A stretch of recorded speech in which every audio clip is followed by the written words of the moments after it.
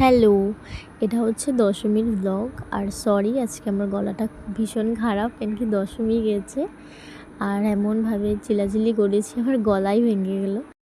দেখো আমাদের মা দুর্গা যাওয়ার সময় না, মা দুর্গার মুখটা একটু অন্যরকম হয়ে যায়, চোখটা ছলছল করে।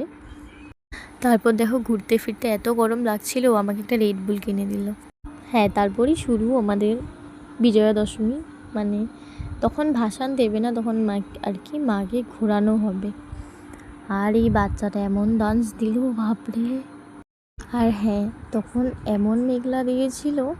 আর মানে পার্সোনালি আমি তো ভাবলাম যে বৃষ্টি চলে আসবে, but by the grace of God বৃষ্টি আসেনি। তারপর পুরো মেঘই ক্লিয়ার হয়ে গেল, সবাই খুব সুস্থভাবেই মানে দশমী পার করেছিল।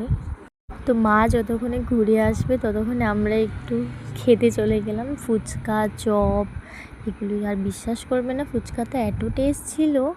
তারপর ফুচকার পরে চলে গেলাম চপ পাকোড়া এগুলো খেতে, না এগুলো আর ভিডিও করলাম না। তারপর আমরা শেষে আইসক্রিম খেয়ে নিলাম। তারপর দেখেন খেয়ে দিয়ে একটু নেচে নিলাম, মনে কষ্ট ছিল বাট একটু নেচে নিলাম, মাকে হাসি মুখে বিদায় দিতে হবে সেজন্য।